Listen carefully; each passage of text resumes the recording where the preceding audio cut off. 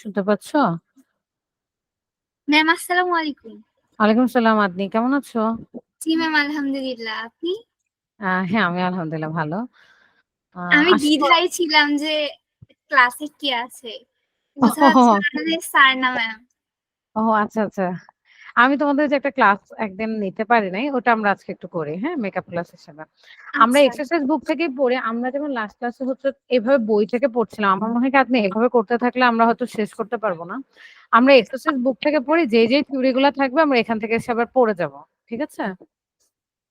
এটা মনে হয় ভালো হয় নাকি? ম্যাম হচ্ছে হ্যাঁ, বলো। অনুশীলন বইটা আহ, স্কুলে পড়ানো হয়েছে, তো আপনি অনুসন্ধানীটাই।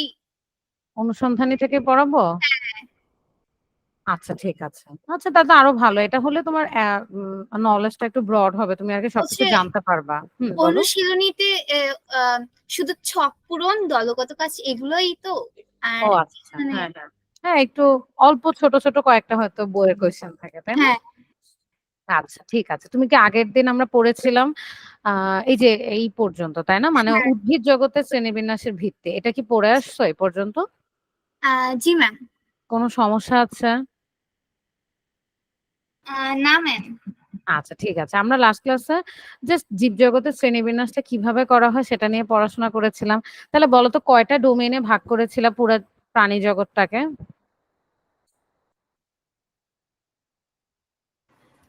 ম্যাম তিনটা। তিনটা। কি কি? ইউক্যারিয়া, আর কি, আর হচ্ছে ব্যাকটেরিয়া। Very good. এর মধ্যে এই তিনটা ডোমেইনের আন্ডারে আমি কয়টা রাজ্যে ভাগ করেছিলাম? ছয়টা। Very good. এর মধ্যে ইউক্যারিয়ার মধ্যে কি কি রাজ্য ছিল? প্লান্টি, ফানজাই, তারপর হচ্ছে প্রোটিস্টা, আর হচ্ছে অ্যানিমেলিয়া। আর ভেরি গুড। আর্কিতে আর্কিতে আছে আর্কি ব্যাকটেরিয়া। আর হচ্ছে যে ব্যাকটেরিয়াতে আছে ইউ ব্যাকটেরিয়া, মানে ইউ ইউ। ব্যাকটেরিয়া। হ্যাঁ। ঠিক আছে, ইউ ব্যাকটেরিয়া। ভেরি গুড, যেগুলো প্রোক্যারিওটিক ছিল। এরপর উদ্ভিদ জগতে আমরা দেখেছি ফার্স্ট টাইম এটাকে ফুল বা বীজ, এটার উপর ভিত্তি করে করেছে সপুষ্পক উদ্ভিদ, অপুষ্পক উদ্ভিদ। অপুষ্পক উদ্ভিদের মধ্যে আবার আমি দেখেছি যে তাকে কি আমি মূল, কাণ্ড, পাতা এভাবে আলাদা করতে পারি কিনা। আলাদা করতে পারলে একটা, না করতে পারলে আবার আলাদা দুইটা করেছে, একটা হচ্ছে মস বর্গ আর একটা হচ্ছে ফার্ন বর্গ। ফার্নটা আর কি মোটামুটি অনেক সুন্দরভাবে তুমি আলাদা করতে পারো, মসটা জাস্ট পাতার মূল আলাদা করতে পারো, কাণ্ড নাই। আর সমাঙ্গ যেটা, সেটা কিছুই তুমি আলাদা করতে পারো না। আর সপুষ্পকে আবৃতবীজী আর হচ্ছে নগ্নবীজী, মানে হচ্ছে বীজটা যদি নগ্ন থাকে তাহলে নগ্নবীজী, আবৃত থাকলে আবৃতবীজী। সে আবৃতবীজের বীজপত্র কয়টা থাকে এটার উপর ভিত্তি করে একবীজপত্রী, দ্বিবীজপত্রী। দ্বিবীজপত্রী বা একবীজপত্রী যেটাই বল না কেন, দুইটাতেই তো ফুল হয়। তো সেই ফুলগুলার মধ্যে দলগুলা বা পাপড়িগুলা কি একসাথে যুক্ত থাকে নাকি বিযুক্ত থাকে, এটার উপর ভিত্তি করে আরেকটা হচ্ছে দল থাকে কি থাকে না। এমন অনেক বীজ আছে যাদের বা ফুল আছে দল নাই কোনো, তো সেরকম আর কি আমরা এভাবে ভাগ করেছিলাম দলহীন যেগুলা। তো এটা ছিল আমাদের উদ্ভিদ জগতের শ্রেণীবিন্যাসের ভিত্তি। ঠিক আছে? যেমন পাপড়ি হয় না, এই যে যেমন দলহীন ছিল কে, কাঁঠালের একটা এক্সাম্পল ছিল। আজকে আমরা শুরু করব হচ্ছে প্রাণী জগতের শ্রেণীবিন্যাসের ভিত্তি। তাহলে এভাবে এখন আমরা প্রাণী জগতে কিছু বৈশিষ্ট্য নিয়ে তাকে আলাদা আলাদা শ্রেণীবিন্যাস করা ট্রাই করব। তাহলে আসো একটু দেখি। প্রাণী জগৎ জগৎ একটি সুবিশাল রাজ্য এবং বিভিন্ন বৈশিষ্ট্যের ভিত্তিতে এদেরকে বিভিন্ন পর্বে ভাগ করার চেষ্টা করা হয়। কোটি কোটি বছর ধরে পৃথিবীর প্রাণীকুলের বৈশিষ্ট্যসমূহ নানাভাবে বিবর্তিত হয়েছে। সময়ের সঙ্গে সঙ্গে নতুন বৈশিষ্ট্য দেখা দিয়েছে, আবার ভিন্ন ভিন্ন পরিবেশের সাথে খাপ খাওয়াতে বিভিন্নভাবে এই প্রাণীরা নিজেদের অভিযোজিত করেছে। ফলে অসম্ভব বৈচিত্র্যময় যে প্রাণী জগৎ আমরা এখন দেখতে পাই, তাদেরকে হাতে গোনা আমরা কয়েকটা পর্বে ভাগ করবো। তাহলে ওদেরকে আমরা সাধারণত পর্বে ভাগ করি। এই কারণে প্রাণজগতের শ্রেণীবিন্যাস নিয়ে অনেক ক্ষেত্রে বিজ্ঞানীদের মধ্যে মতভেদ আছে। সুইডিশ বিজ্ঞানী সুইডিশ ক্যারোলাস লিনিয়াস প্রথম বৈজ্ঞানিক বিজ্ঞান ভিত্তিক ও সুসংবদ্ধ উপায়ে প্রাণীদেরকে শ্রেণীবিন্যাস করেন। তার বইটার নাম কি ছিল? সিস্টেমা নেচারি। এই বইয়ের দশম সংস্করণে সর্বপ্রথম তিনি দ্বিপদ নামকরণের পদ্ধতি প্রবর্তন করেন। খুবই ইম্পর্টেন্ট, দ্বিপদ নামকরণটা কি। তাই পরবর্তীকালে আমরা শ্রেণীবিন্যাস পদ্ধতিতে অনেক পরিবর্তন হওয়ার পরেও তাকে আমরা শ্রেণীবিন্যাস বিদ্যার জনক হিসেবে চিনি। তাহলে শ্রেণীবিন্যাস বিদ্যার জনককে বলতো আপনি? শ্রেণীবিন্যাস হচ্ছে ক্যারোলাস লিনিয়াস। ক্যারোলাস লিনিয়ার সে সাধারণত মেইনলি তার মেইন অবদান যদি তুমি জানতে চাও তাহলে অনেক তো আছে শ্রেণীবিন্যাস। এছাড়া সবচেয়ে বেশি এখন আমরা যেটা ইউজ করি সেটা হচ্ছে দ্বিপদ নামকরণ, বাইনোমিয়াল সিস্টেম। যেমন আমাদের হিউম্যানসের বা মানুষের দ্বিপদ নামকরণ বা সায়েন্টিফিক নেম কি হোমো স্যাপিয়েন্স। তাহলে দ্বিপদ কেন বলা হয়? কারণ এখানে ২ টা পদ থাকে। আমরা দেখব যে আমরা যখন শ্রেণীবিন্যাসে বিভিন্ন ইউনিট পড়বো, যেমন তুমি অলরেডি ২ টা পড়ে ফেলছো। ডোমেইন এটা হচ্ছে শ্রেণীবিন্যাসের সর্বোচ্চ একটা ইউনিট, সর্বোচ্চ একটা একক। এরপরে কি ডোমেইনের আন্ডারে থাকে রাজ্য বা কিংডম, এরপরে আসে পর্ব বা ফাইলাম। এভাবে নামতে থাকে, নামতে সবার শেষ যে ২ টা থাকে ওটাকে আমরা বলি গণ আর প্রজাতি। ঠিক আছে? এই ২ টা নিয়ে যে নামকরণ হয় তাদেরকে আমরা দ্বিপদ নামকরণ। করডাটা, তারপর ভার্টে, ব্রাটা, ম্যামালিয়া, ভেরি গুড। হ্যাঁ, এভাবে আমি তাকে একদম লাস্ট পর্যন্ত হোমো মানুষের আর আর কি শেষ হচ্ছে শ্রেণী। সেপিয়েন্স। Very good. এভাবে আমরা তার নামকরণটা বা শ্রেণীবিন্যাসটা করতে পারি। এবার চলে আসো প্রাণীর শ্রেণীবিন্যাস কিন্তু বিষয়ক ম্যাম হচ্ছে বৈশিষ্ট্য। হ্যাঁ, বলো। এই যে মানুষের যে বিবর্তন, যেটা হচ্ছে যে ক্লাস 6 এর বইয়ে আছে, বিজ্ঞান হ্যাঁ। বইয়ে, যে মানুষের বিবর্তন নাকি হচ্ছে বানর থেকে, এটা কি সত্যি? আচ্ছা দেখো, বিবর্তনের এই জিনিসগুলো হচ্ছে কি একটু থিওরি, তাই না? যে আমি এটা বিশ্বাস করে বৈজ্ঞানিক অবশ্যই এভিডেন্স আছে। যেমন ডারউইন একটা মতবাদ দিচ্ছে, তুমি যেটা বলছো এটাকে আমরা অনেক সময় বলি ডারউইনের মতবাদ। তার মতে সে দেখছে যে বানরের সাথে আমাদের অনেক মিল আছে। হ্যাঁ, এবং বানর হচ্ছে তারা ধরে আমাদের এনসেস্টর, মানে আমাদের পূর্বপুরুষ। এখন এটা অবশ্যই অনেক দিক থেকে আমরা অনেকেই পছন্দ করে না। যেমন তুমি যদি ইসলামিক দিক থেকে চিন্তা করো তাহলে এটা অবশ্যই না। আমাদের এনসেস্টর মানুষই ছিল। আদম আলাইহিস সালামই ছিল। সে তো বানর ছিল না, তাই না? বা বানর থেকে তো সে হয় নাই। এই দিক থেকে চিন্তা করলে আমরা এটা মানব না। কিন্তু এখন ধরো অনেকে আছে যারা হচ্ছে এইসব ব্যাপারগুলো একটু বিলিভ করে না। তারা শুধু থিওরি বা হচ্ছে হয়তো ডারউইনের মতবাদটাকে বিশ্বাস করে। তারা আবার বিলিভ করে যে না আমরা আসলে বানরই ছিলাম। বানর ধরো ১ম এ ৪ পা মাটিতে দিয়ে হাঁটতো। তারপর একসময় সে একটু সোজা হয়ে দাঁড়ায় হাঁটার চেষ্টা করছে। তারপর তার সামনের ২ টা পা হাত হয়ে গেছে। সেটা দিয়ে সে হয়তো শিকার করছে বা ফল-টল ছিঁড়ছে এরকম বুঝাইছে। আর নিচের ২ টা দিয়ে বা পিছনের ২ টা দিয়ে সে হাঁটছে। তো এটাই একসময় মানুষের কি হয়ে গেছে ২ টা হাত আর ২ টা পা হয়ে গেছে। তারপর এটা কেন বলে ডারউইনের কিছু কারণ আছে। তোমরা পড়বা এটা বড় হলে। ডারউইন বলে যে বানরের যে লেজ আছে সেই লেজে একটা হাড় থাকে, হ্যাঁ, ককসিক্স বা যেটাই বলো, সেই হাড়টা মানুষেরও আছে। হ্যাঁ, কিন্তু আমাদের লেজ নাই। এখন তখন বলা হয়েছে যে কেন, তো আমরা তো মানুষ থেকে বানর থেকেই হয়েছি, তাহলে কেন নাই? তখন বলা হয়েছে যে এটা বিবর্তনের কারণে এটা বাদ দিয়ে দেওয়া হয়েছে। বানর কখনো তার লেজ ইউজ করতো না, এর জন্য আমরাও কখনো ইউজ করি না, তাই একসময় নাকি এটা চলে গেছে, কিন্তু এই হাড়টা এখনো রয়ে গেছে। তো এই বিবর্তন ঠিক আছে, এটা কাইন্ড অফ বিলিভের মতন, একটা ধর্মের মতোই। আমরা অনেকেই ধর্ম বিশ্বাস করি, অনেকে করি না, তাই না? তো এটা হচ্ছে অনেকটা এই ধরনের। ঠিক আছে? এটা একটা থিওরি। যেমন বিবর্তনবাদে তুমি আরো পড়বা, যেমন জিরাফ। ডারউইন কি বলছে? জিরাফ নাকি আগে এত লম্বা গলা ছিল না, তার গলা নাকি অনেক ছোট ছিল। হ্যাঁ, শর্ট ছিল। তো সে তখন গাছে থেকে কিছু পেড়ে খাইতে পারতো না, পাতা খাইতে পারতো না। অনেক উঁচুতে ছিল গাছ। তো এভাবে সে খাওয়ার চেষ্টা করতে করতে তার গলা নাকি আজকে এত লম্বা হয়ে গেছে। ঠিক আছে? সো হ্যাঁ, হইতেই পারে, আমরা জানি না। কিন্তু এটা আর কি তোমার বিশ্বাস। আমি যদি বিলিভ করি হ্যাঁ, আচ্ছা ঠিক আছে। এরকম হইতে পারে। ঠিক আছে? বাট ডারউইনের মতবাদ অনেকেই পছন্দ করে না, একসেপ্টেড না। কিন্তু এটাই সবচেয়ে রিনাউন্ড একটা মতবাদ। ঠিক আছে? আচ্ছা। তাহলে আসো আমরা একটু শুরু করি প্রাণীর শ্রেণীবিন্যাস বিষয়ক কিছু বৈশিষ্ট্য। স্বপ্নীল জয়েন করেছে, তাই না? হ্যালো? আচ্ছা, আমরা একটু শুরু করি। পৃথিবীর এ পর্যন্ত শনাক্তকৃত সকল প্রাণীকে তুমি তাদের সুনির্দিষ্ট কিছু বৈশিষ্ট্যের ভিত্তিতে কয়টা বড় পর্বে ভাগ করবা? ৯ টা। যে সকল বৈশিষ্ট্যের উপর ভিত্তি করেই শ্রেণীবিন্যাস করা হয় তাকে প্রাণীর শ্রেণীবিন্যাস বিষয়ক বৈশিষ্ট্য বা শ্রেণীবিন্যাসকে বলা হয় ট্যাক্সোনমি। হ্যাঁ? আর এই যে বললাম না প্রত্যেকটা পার্ট থাকে, যেমন রাজ্য, পর্ব, তারপর তুমি দেখবা গোত্র, ক্লাস মানে শ্রেণী, এগুলোকে আমরা বলি ট্যাক্সন। যেমন কিংডম বা রাজ্য হচ্ছে একটা ট্যাক্সন। তো ট্যাক্সোনমি কিছু ক্যারেক্টারিস্টিক্স থাকে। যেমন তুমি যদি বলো আপু ইউক্যারিয়ার মধ্যে যারা আছে তারা সবাই হচ্ছে ইউক্যারিয়ার ডোমেইনে। তাহলে দেখো এটা তার একটা ট্যাক্সন। ট্যাক্সন সবচেয়ে হাইয়েস্ট ট্যাক্সন হচ্ছে ডোমেইন। তারপরে হচ্ছে কিংডম, এরকম। প্রথমে এই বৈশিষ্ট্যগুলো নিয়ে একটু জেনে যাওয়া যাক। কয়েকটি প্রধান বৈশিষ্ট্য নিচে ব্যাখ্যা করা হলো। হ্যাঁ, তাহলে তুমি কিসের ভিত্তিতে তাদেরকে আসলে শ্রেণীবিন্যাস করবা? আমরা আগে বৈশিষ্ট্যগুলো একটু মুখস্থ করি। যেমন হচ্ছে কোষের বিন্যাস। কোষগুলা কিভাবে থাকে? অনেকগুলা কোষ মিলে কি তৈরি হয় বলো তো, তোমরা জানো? অনেকগুলো কোষ মিলে হচ্ছে অঙ্গ অঙ্গ তৈরি হয়, মানে টিস্যু তৈরি হয়। Very good. টিস্যু তৈরি হয়। আপনি আগেই কিন্তু অঙ্গ হবে না। তাহলে অনেকগুলা কোষ যখন একটা নির্দিষ্ট কাজ করে, তখন আমি সেটাকে এক ধরনের নির্দিষ্ট ধরনের টিস্যু বলবো। এবার অনেক ধরনের টিস্যু মিলে হুম। একটা কাজ করলে তখন তুমি সেটার অঙ্গ অঙ্গাণু। বলবা, তাই না? অঙ্গ, হ্যাঁ। যেমন হচ্ছে হ্যাঁ। হাত, ঠিক আছে? বা হচ্ছে আমার কিডনি, এরকম। আবার ধরো অনেকগুলা অঙ্গ মিলে, যেমন কিডনি আছে আমাদের, গল ব্লাডার আছে, তারপর হচ্ছে মূত্রথলি যেটা আরকি, তারপরে মূত্রনালী আছে। এরকম অনেকগুলা অঙ্গ মিলে যেটা তৈরি হয় সেটাকে আমরা কি বলি? তন্ত্র বলি, তাই না? তন্ত্র মানে হচ্ছে অর্গান সিস্টেম, ঠিক আছে? হ্যাঁ। আচ্ছা। তো এখানে আসো, এটার একটা হচ্ছে কোষের বিন্যাস। এখন তুমি দেখবা যে কলাগুলা বা টিস্যু গুলা কিভাবে হইছে। এক এক ধরনের বিন্যাস থাকতে পারে টিস্যুর, তন্ত্রের গঠন এক এক রকম হতে পারে। এটার উত্তর ভিত্তি করে তুমি এক ধরনের করবা। তারপর হচ্ছে দেহের প্রতিসাম্যতা। এটা মানে কি? এটা খুব মজার, সিমেট্রি।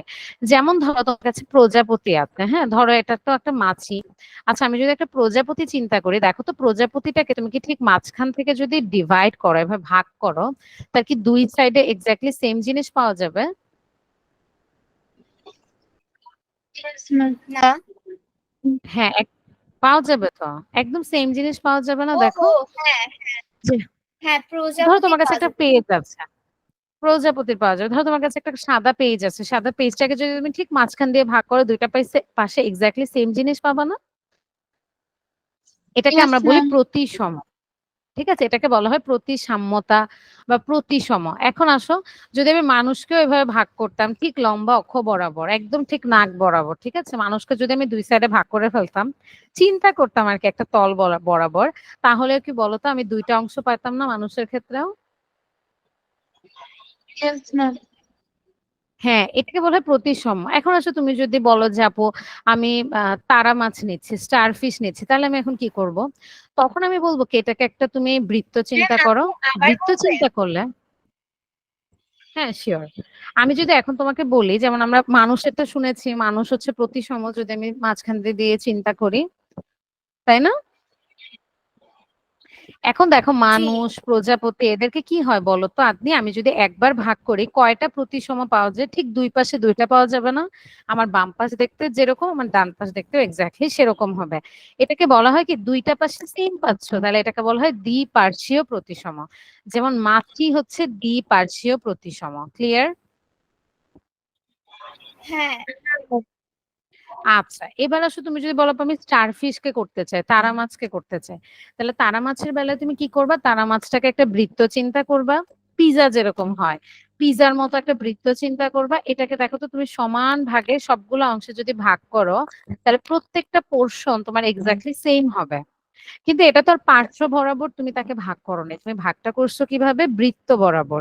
এই বৃত্ত ধরনের জিনিসকে আমরা বলি ওরিও। তাহলে এই প্রতিসমটাকে তুমি কি বলবা? ওরিও প্রতিসম। ক্লিয়ার? হ্যাঁ। বুঝে গেছে? আচ্ছা, এবার আসো স্পঞ্জ বা এমন কোনো কিছু আছে যেটাকে আমি প্রতিসম করতে পারতেছি না। যেমন ধরো কাঁঠাল, সাপোজ। যদিও এটা উদ্ভিদ, আমি প্রাণী চিন্তা করি। আচ্ছা, প্রাণী চিন্তা করলে স্পঞ্জ হতে পারে। তো সেটার বেলায় আমরা কি করব? বা হচ্ছে স্কুইডও হতে পারে অনেক সময়। তুমি দেখবা যে ওদের কোনো অংশ বরাবরই আমি ওকে কি করতে পারি না? হুবহু একই রকম অংশে ভাগ করতে পারি না। এটাকে আমরা বলি হচ্ছে অপ্রতিসম বা প্রতিসাম্যবিহীন যে উদ্ভিদগুলা বা সরি প্রাণীগুলা হতে পারে। তাহলে প্রতিসমতার উপর ভিত্তি করেও তুমি তাকে ভাগ করতে পারো। এটাও তার একটা ভিত্তি, মনে রাখবা। আরেকটা ভিত্তি হচ্ছে দেহ গহ্বর বা সিলম। ওদের ভিতর কি দেহ গহ্বর আছে না নাই? এটার উপর ভিত্তি করে। যেমন আমরা তো মানুষ তো অনেক অ্যাডভান্সড বা অনেক ডেভেলপড। কিন্তু অনেক প্রাণী আছে যাদের ভিতরে তেমন কিছু নাই। শুধু দেহ গহ্বরটাই থাকে। যেমন কেঁচো-টেচো চিন্তা করতে পারো, বা নিডারিয়ার কিছু আছে, ওদেরকে চিন্তা করতে পারো। তো এটার ভিত্তিতে আমি ওকে আলাদা করতে পারি যে ওর কি দেহগহ্বর আছে নাকি দেহগহ্বর নাই। আর কি হতে পারে? দেহ গহ্বরকে আমরা বলবো সিলম। এটা একটু খেয়াল করবা। দেহ গহ্বরটা হচ্ছে কি অভ্যন্তরীণ একটা অঙ্গ। যেমন আমাদের বেলায় পরিপাকতন্ত্র আলাদা, কিন্তু অনেক প্রাণী আছে যারা নিম্ন শ্রেণীর, ওদের এরকম আলাদাভাবে কিছু হয় না। ওদের সবকিছু ওদের পেটের মধ্যে একটা গহ্বরের মধ্যে থাকে। এটাকেই বলা হয় দেহ গহ্বর বা সিলম। সাধারণত কৃমি গুলা থাকে না, ফিতা কৃমি, প্লাটিহেলমিনথিস আমরা বলি, এদের মধ্যে আসলে এগুলো দেখা যায়। মানে এটা হচ্ছে অনুন্নত একটা বৈশিষ্ট্য। তারপর হচ্ছে দেহখণ্ডের উপস্থিতি। তোমরা এটা খুব ভালো করে বুঝবে কিভাবে?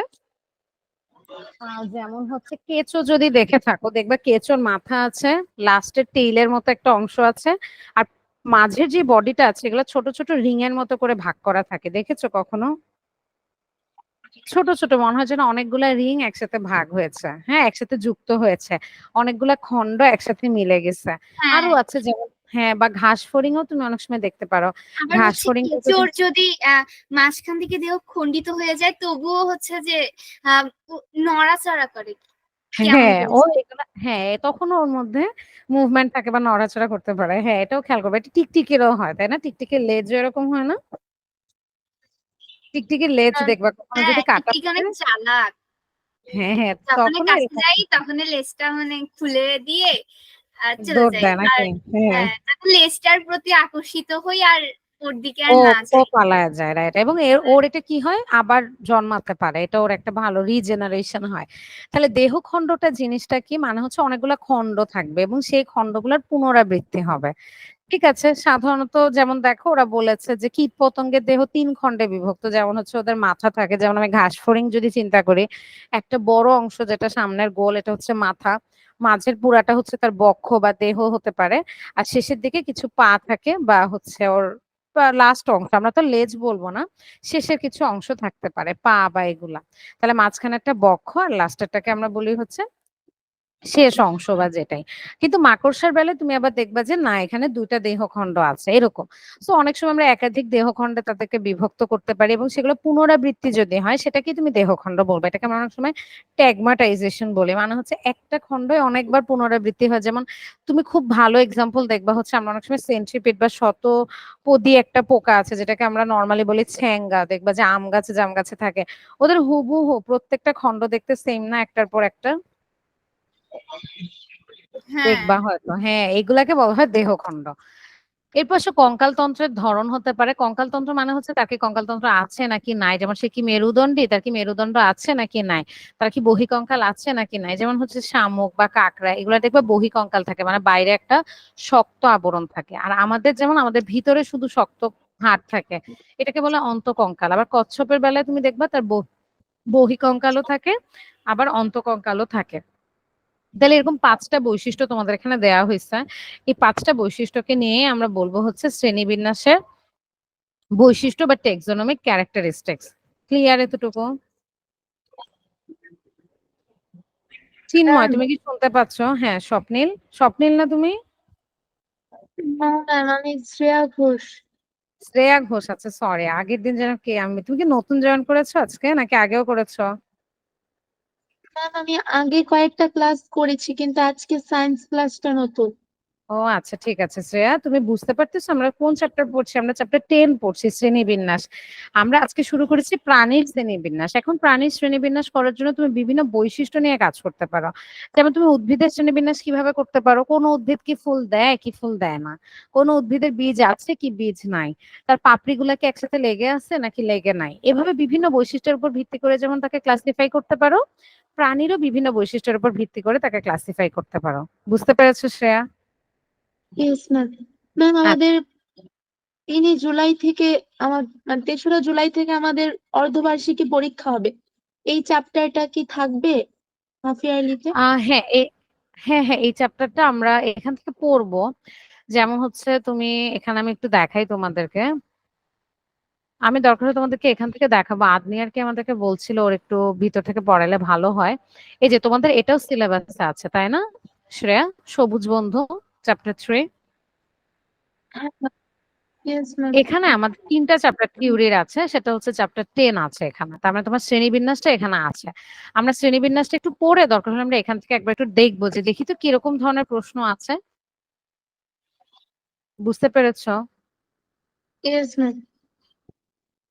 হ্যাঁ, যেমন আমি তোমাদেরকে একটু দেখাই যে সবুজ বন্ধু বা এক্সারসাইজ বুকে তোমাদের কিন্তু দলীয় কাজগুলোও থাকবে, আবার মনে হয় একক কাজও থাকবে, তাই না? দুইটাই থাকবে।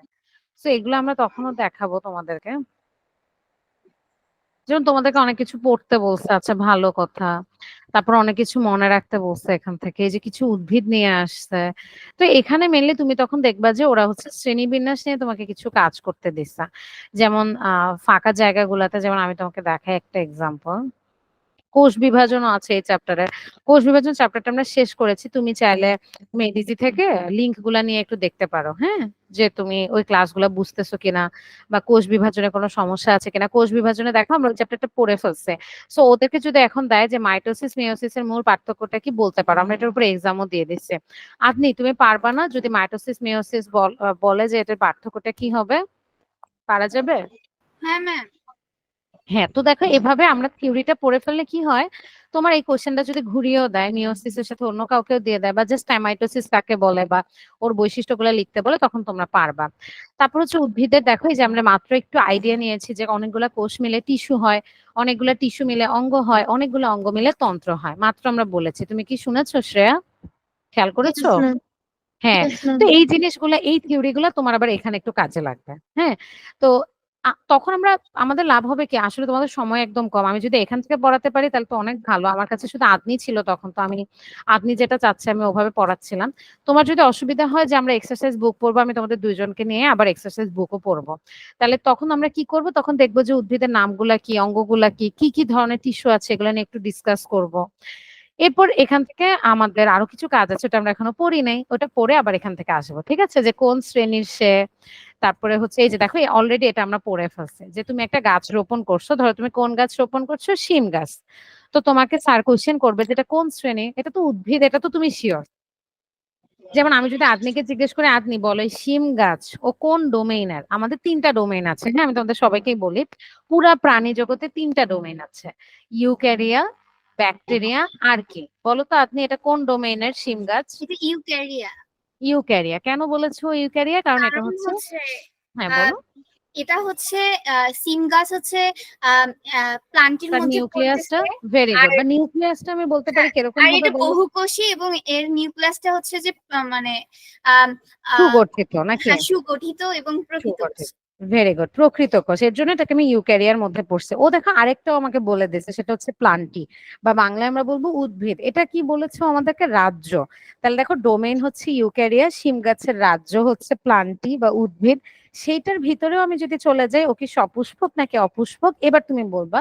ও হচ্ছে সপুষ্পক উদ্ভিদ। শিম গাছের শিমের বীজ, যে ওর দেখবে একটা খোলস থাকে, যেহেতু এটা আবৃত থাকে তাই এটা একটা আবৃত বীজী উদ্ভিদ।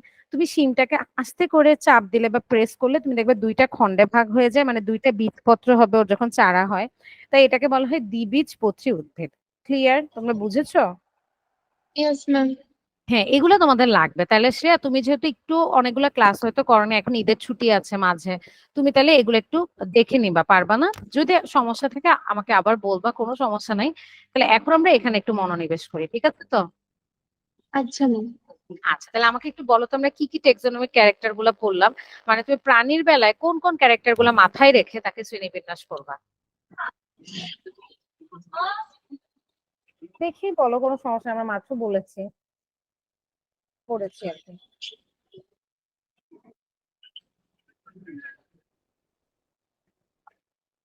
পারবো না। পারবা না? যেমন ফার্স্টে আমরা কি বলবো বলো তো, আমরা বলবো যে তার কোষের বিন্যাসটা কেমন। ঠিক আছে, আমরা জানি অনেক প্রাণী আছে, যেমন তুমি একটা প্রাণীর নাম বলো, যেমন তুমি ধরো বললা গরু, হ্যাঁ, গরুর যেভাবে কোষ থাকে, ওর যেভাবে অঙ্গ হয়, তন্ত্র হয়, তুমি একটা প্রজাপতি নিয়ে আসলা, তার কি সেম হবে? No ma'am.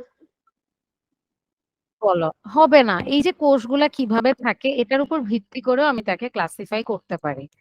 ঠিক আছে, যেমন আসো আমরা একটু ভিতরে পড়ি, দুজনকে বলছি, দেখো খেয়াল করো, বিভিন্ন প্রাণীর গঠনের বিন্যাস অনুযায়ী তাদের আলাদা করা যায়। অপেক্ষাকৃত আদিম ও সরল বহুকোষী প্রাণী। আদিম মানে অনেক আগের, মানে ডেভেলপড হয় নাই তার বডিটা। তাদের এবং তাদের বহুকোষী অবশ্যই, কিন্তু সেটা সরল। যেমন আমরাও কিন্তু বহুকোষী, আমাদের অনেক কোষ আছে। কিন্তু দেখো আমার চোখের যে কোষগুলা, ধরো রেটিনাতে যে কোষ আছে, আমার হাতে যে কোষ আছে, দুইটা কিন্তু সেম না, আলাদা না, স্পেশালাইজড না। যেমন আমি চোখের কোষ দিয়ে দেখতে পাচ্ছি, আমি হাতের কোষ দিয়ে হয়তো স্পর্শ পাচ্ছি। তাহলে দেখো আমাদের কোষগুলা অনেক বেশি ডেভেলপড বা অনেক আলাদা বা স্পেশালাইজড। কিন্তু এই যে প্রাণীগুলো আছে যেমন স্পঞ্জ বা অনেক আগের যারা, তাদের বহুকোষী প্রাণী, কিন্তু তাদের কোষগুলা এতটা স্পেশালাইজড না। তখন দেখা যায় কি এদের শারীরবৃত্তীয় কাজ সম্পন্ন হয় কোষীয় পর্যায়ে। কোষীয় পর্যায়ে মানে কি, এদের কোনো নির্দিষ্ট টিস্যু পর্যন্ত নয়, আমাদের কিন্তু আছে। তুমি দেখো, তুমি কিডনি থেকে যদি কোনো টিস্যু কালেক্ট করো, সেটা অবশ্যই কিডনি রিলেটেড টিস্যু হবে। আমি আমার গালের অংশ থেকে যদি কোনো টিস্যু কালেক্ট করি, সেটা আমার সোমাটিক সেল বা গালের অংশের কিছু টিস্যু হবে। আমার যদি পাকস্থলী থেকে আমি কালেক্ট করি, সেটা পাকস্থলীর হবে। কিন্তু এইসব প্রাণীর এগুলো হয় না, তাদের শুধু কোষই আছে, কিন্তু সেই কোষ নিয়ে কোনো স্পেশালাইজড কোনো টিস্যু হয় নাই। তাহলে বলো ওদের কি কোষের বিন্যাসটা একদমই সাধারণ না? Yes ma'am. হ্যাঁ, ওদের কোষগুলো গুড, ওদের কোষগুলো অবিন্যস্ত থাকে, বিন্যস্ত থাকে না, এবং তারা আলাদা আলাদা ভাবে নিজেদের কাজ সম্পন্ন করে। কোষই হচ্ছে তাদের সব কাজ করে দেয়, তাহলে তো আমার টিস্যুর দরকার নেই। এবার সামনে একটু জটিলে যাব, মানে কি তাদের টিস্যু আছে, যেমন কে হতে পারে, জেলিফিশ হতে পারে। জেলিফিশের ক্ষেত্রে কোষ আছে, বহু কোষ, অবশ্যই ওরা বহুকোষী, কিন্তু সেগুলো মিলে কলা বা টিস্যু হয়েছে। এখন ধরো 4-5টা কোষ মিলে একটা টিস্যু হয়েছে, সে হয়তো মনে করো পরিপাকের কাজটা করে। আরো কয়েকটা কোষ মিলে আরেকটা টিস্যু হয়েছে, সে মনে করো হয়তো জননের কাজটা করে। ঠিক আছে, তাহলে দেখো ওরটাকে তুমি আস্তে আস্তে স্পেশালাইজড করতে পারতেছো। তাহলে এটা হচ্ছে একটু জটিল প্রাণী, যেমন জেলিফিশ। আরো জটিলে যাইতে চাও, আরো জটিলে যাইতে চাইলে আমি মেরুদণ্ডী প্রাণী বা মানুষে চলে যেতে পারি। যেমন আমি একটা গরুরই কথা চিন্তা করি, গরুর বেলায় তুমি দেখবো পাকস্থলীতে আলাদা কিছু টিস্যু আছে, অনেকগুলা কোষ মিলে পাকস্থলী বা পরিপাকের কাজ করতেছে। চোখের বা দৃষ্টির জন্য কিছু আলাদা আছে, তারপরে হচ্ছে জননের জন্য কিছু আলাদা আছে, রেচনের জন্য কিছু আলাদা আছে। তার মানে ওরা হচ্ছে আরো জটিল। জটিল বলতে তুমি হয়তো নেগেটিভ সেন্সে ভাবতেছো, কিন্তু না, এটা মানে কি এরা হচ্ছে সুসংবদ্ধ। তাহলে কোষগুলা মিলে টিস্যুও হয়েছে, টিস্যুগুলা থেকে অঙ্গও হয়েছে, ইভেন অঙ্গগুলা মিলে তন্ত্রও হয়েছে। তার মানে কোষের বিন্যাস বলতে বুঝাচ্ছি আমার কি কোষগুলা শুধু কোষই আছে, নাকি সে কোষ টিস্যু হয়েছে, নাকি সে কোষ টিস্যু অঙ্গ হয়েছে, নাকি সে কোষ টিস্যু অঙ্গ তন্ত্র হয়েছে। তোমরা কি বুঝতে পারছো? জি ম্যাম। আচ্ছা আদি, তাহলে আমাকে বলো তো কোষের বিন্যাসের বেলায় তুমি সাধারণত কি কি খেয়াল করবা? যেমন আমি একটা কোষের বিন্যাস চিন্তা চিন্তা করতে পারি কোষীয় বিন্যাস, তার মানে তার মধ্যে শুধু কোষ আছে। ঠিক আছে, সে কোনো স্পেশালাইজড টিস্যু হয় নাই। এক্সাম্পল কি হতে পারে, স্পঞ্জ হতে পারে। তাহলে ঠিক তার উপরেরটা কি হবে বলো তো, আরেকটু জটিল তরটা কি হবে? আহ আহ এটা হচ্ছে জেলিফিশ। জেলিফিশ। তাহলে তার তুমি কোষীয় বিন্যাসটা কি বলবা? কোষ এবং টিস্যু, তাই না? হ্যাঁ। কোষ টিস্যু বিন্যাস বলবা। গুড। আমাকে শ্রেয়া বলো এর থেকে জটিলটা কি হতে পারে? আমি বলেছি কোষ, আদনি বলেছে কোষ টিস্যু, তুমি কি বলবা? অঙ্গ। তাহলে পুরাটা বলতে হবে কিন্তু, হ্যাঁ।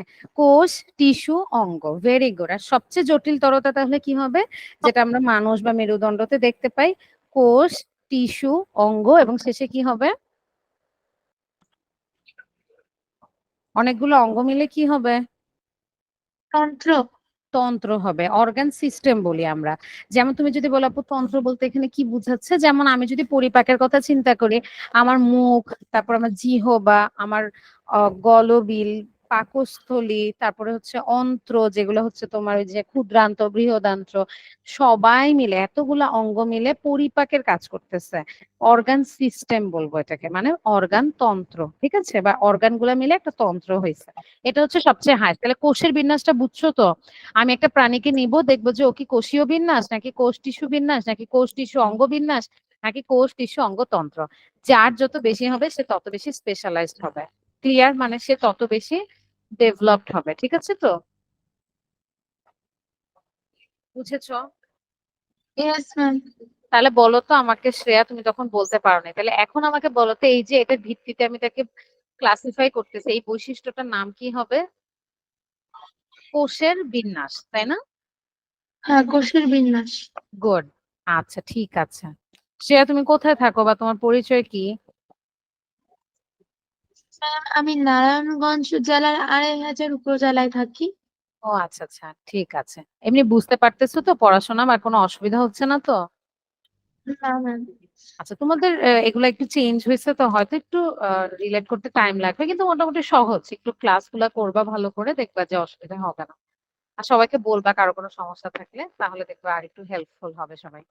আসলে আমরা একটু আবার দেখি, এবার হচ্ছে দেহের প্রতিসাম্য। এটা আমি তখন বুঝিয়েছি কি বলতো, একটা দেহের পুরো দেহটাকে আমি কয়টা সমান ভাগে ভাগ করতে পারি, দ্যাটস ইট। এটাকে বলা হয় প্রতিসাম্য। ঠিক আছে, তাহলে দেহের প্রতিসাম্যের ভিত্তিতে প্রাণীদেরকে আলাদা করা যায়। কোন কোন প্রাণী একবারে অপ্রতিসম, মানে তাকে তুমি কখনো সমান কোন অংশে ভাগই করতে পারবা না। ঠিক আছে, এদেরকে হুবহু একই রকম একাধিক অংশে বিভক্ত করা সম্ভব না। আবার তেলাপোকা আছে, মানুষ আছে, পাখি আছে, এদেরকে তুমি হুবহু দুইটা ভাগে ভাগ করতে পারো। ঠিক মাঝখান বরাবর যদি তুমি তাদেরকে বিভেদ করার চিন্তা করো, এগুলো আমরা কল্পনা করব, তাই না? আবার এদের যেহেতু দুই ভাগে ভাগ করে ফেলছে, এটাকে বলা হয় দ্বিপার্শ্বীয়, দুই পাশ বরাবর। আবার কিছু কিছু আছে, যেমন তারা মাছ আছে, জেলিফিশ আছে, মাকড়সাও আছে, ভাবো। এদেরকে তুমি কি করতে পারো, 4 বা 5 বা আরো বিভিন্ন অংশে ভাগ করতে পারো। এই যে প্রতিসমের ধরনটা হচ্ছে একটু গোলীয়, তাই না? মানে রেডিয়াস বরাবর, মানে হচ্ছে ব্যাসার্ধ বরাবর। এই রেডিয়াস বরাবর যে কথাগুলো, এদেরকে আমরা সবসময় রেডিয়াল বলি, বাংলায় বলি অরীয়। অরীয় প্রতিসাম্য। তাহলে তোমরা এখানে কি কি প্রতিসাম্য পড়েছো, আদনি বলো তো? হচ্ছে আহ হ্যাঁ বলো, যদি প্রতিসাম্য নাই থাকে তাহলে দ্বিপার্শ্বীয় তাকে কি বলবো? প্রতিসাম্য গুড। দ্বিপার্শ্বীয় মানে হচ্ছে দুইটা ভাগে ভাগ হবে। তারপর আর অরীয় প্রতিসাম্য। অরীয় প্রতিসাম্য। আর যদি প্রতিসাম্য নাই হয় তাহলে কি বলবা শ্রেয়া? তাকে প্রতিসম সমান, নাই। একদম অপ্রতিসম। নয়, অপ্রতিসম বলবো বা প্রতিসম বিহীন বলবো, ঠিক আছে? আচ্ছা, ওকে, ভেরি গুড। আমাকে বলো তো শ্রেয়া, অপ্রতিসম বা প্রতিসম বিহীন এটার একটা এক্সাম্পল বলতে পারবে একটা প্রাণীর?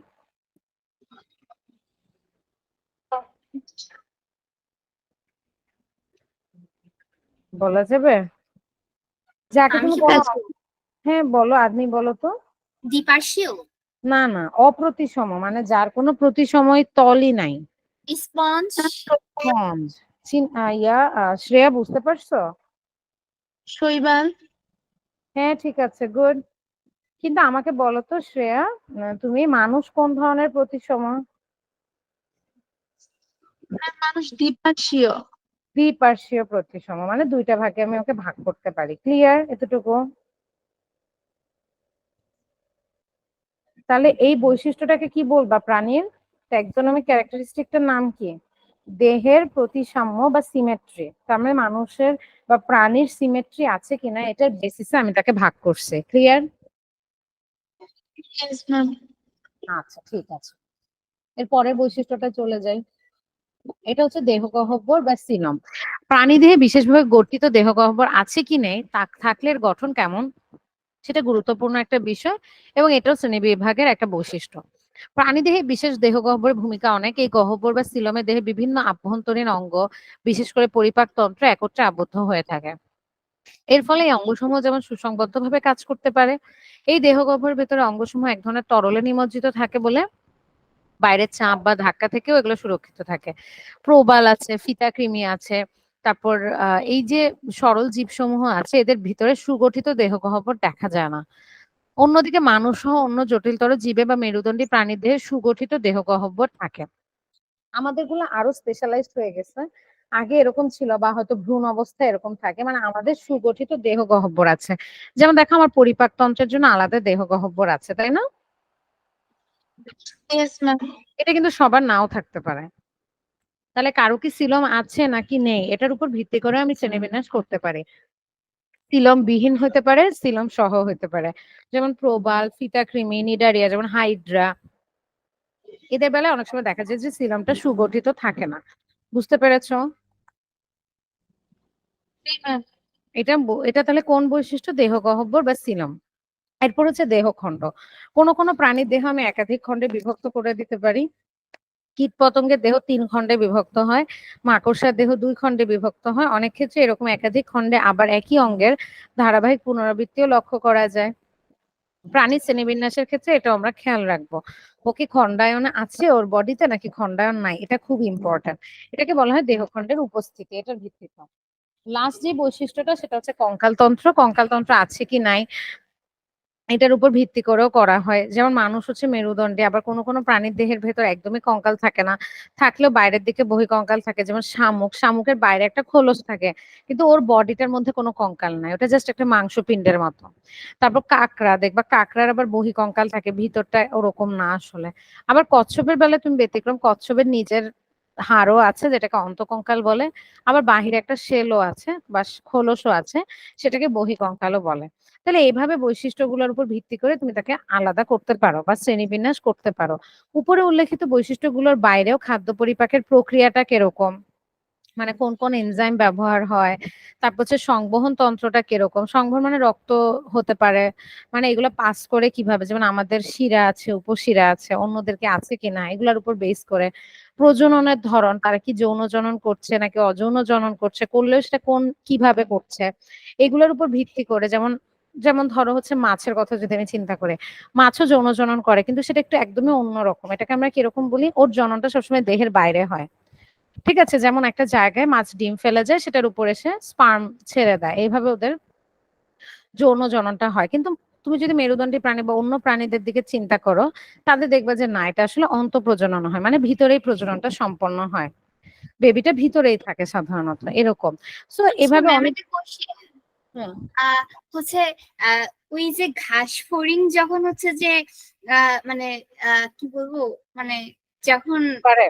হ্যাঁ, তখন হ্যাঁ, হচ্ছে যে পুরুষ ঘাস ফড়িংটা কেন মারা যায়? আচ্ছা, এখানে হচ্ছে কি, ঘাসফড়িং যখন ডিম পাড়ে, এটাও কিন্তু একটা বহিঃনিষেকের উদাহরণ। এখানে কি হয়, ঘাসফড়িং যখন ডিম পাড়ে আর ছেলে ঘাসফড়িংটা যখন, তার কাজ হচ্ছে কিছুই না, এটার উপর যে স্পার্ম ছেড়ে দেয়া, বা ছেলেদের যেটা আছে জনন কোষটা, সেটা এখানে ছেড়ে দেয়া, তাহলে কি হবে, দুজনের মধ্যে নিষেক হবে, ওখান থেকে নিউ বেবি হবে, হ্যাঁ, অফস্প্রিং হবে, তাই না? তো এখানে সাধারণত দেখা যায় যে এখানে কারোরই আর প্রয়োজন নাই, মারও কোনো প্রয়োজন নাই, বাবারও আর তেমন কোনো প্রয়োজন নাই। ওদের লাইফ সাইকেল অনেক কম, কিন্তু এর মানে এই না যে সাথে সাথে মারা যাবে। আর বাবার কাজ অনেক কম থাকে, ওর কাজ প্রায় শেষের দিকে থাকে, ওরা সাধারণত মনে হয় একবার এরকম করতে পারে, এরপর ওরা মারা যায়। কিন্তু মা যে ঘাস ফড়িংটা, সেটা কয়েকবার ডিম দিতে পারে। এটা আসলে জানি, এটা জানি না বলতে কি, এটাই ওদের কাজ। যেমন এরকম কিন্তু মৌমাছিও, মৌমাছি, ছেলে মৌমাছির কাজ কি জানো, কখনোই প্রজনন করবে না, ও সব সময় খালি কাজ করবে, ওটাকে কর্মী মৌমাছি বলে। হ্যাঁ, মৌমাছির রানী হয়, মৌমাছির কিন্তু রাজা হয় না, তাই না? হ্যাঁ, হ্যাঁ, আবার তো পুরুষ মৌমাছিও আছে। হ্যাঁ, পুরুষ মৌমাছি আছে, কিন্তু তারা কখনো জননে কাজ করবে না। তারা কি করে, তারা এই যে মধু ধরে নিয়ে আসে, খাবার রেডি রাখে সব সময়, রানীদের যাতে কোনো কষ্ট না হয় এর জন্য, ঠিক আছে? তাহলে ওদের কি কোনোই কাজ নাই? হ্যাঁ, অবশ্যই আছে। কি কাজ আছে, ধরো রানী মৌমাছি যদি কখনো ডিম পারে, তাহলে সেটার মধ্যে স্পার্ম ওরা ফেলবে, কিন্তু ওদের এছাড়া তেমন কোনো কাজ নাই। ওরা দেখবে সাইজেও ছোট হয়, অল্প কিছুদিন বাঁচে, কিন্তু রানী মৌমাছি অনেক দিন বাঁচে। বুঝেছো? এটা মানে ওদের কে এভাবেই হয়তো তৈরি করা হয়েছে। ও, ওকে। আর পুরুষ ঘাসফড়িং রা কিন্তু আবার অনেক সময় দেখবে যে, বা ঘাসফড়িং এরা হচ্ছে অনেক সময় মোচনও করে, তাই না? মানে হচ্ছে খোলস পরিবর্তন করে, খেয়াল করবা, হ্যাঁ, বা সাপও চিংড়ি মাছ। করে।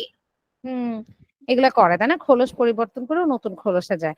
অনেক সময় কিন্তু বেঁচে থাকে, আমি জানি না এই ব্যাপারটা একদম এক্স্যাক্টলি, আমি হয়তো আরেকটু লেখাপড়া করে আমি তোমাকে হচ্ছে বলতে ওই পারবো। একাদশ দ্বাদশ শ্রেণীর জীববিজ্ঞান বই একটা পড়ছি। গুড, ওখানে একটা ঘাসফড়িং চ্যাপ্টার আছে। আচ্ছা, হ্যাঁ, ভালো তো জানো আদমি তুমি। তো ওখানে আর কি এই জিনিসগুলো আরেকটু ডিটেইলস এ বলা আছে। গুড। আচ্ছা, এবার আমাকে তাহলে আবার আমরা একটু পড়াশোনায় ফিরে যাই। তাহলে বলো তো, কি বৈশিষ্ট্য ছিল, আমাকে বলো, শ্রেয়া বলো। কি বৈশিষ্ট্য তুমি চিন্তা করবা একটা প্রাণীর শ্রেণীবিন্যাসের ক্ষেত্রে? কোষ সুসংগঠিত কিনা বা তাদের কোষের উপর ভিত্তি করে তাদের ভাগ করব। হ্যাঁ, যেটাকে বলবো কোষীয় বিন্যাস, তাই না? কোষীয় বিন্যাস। হুম। তারপর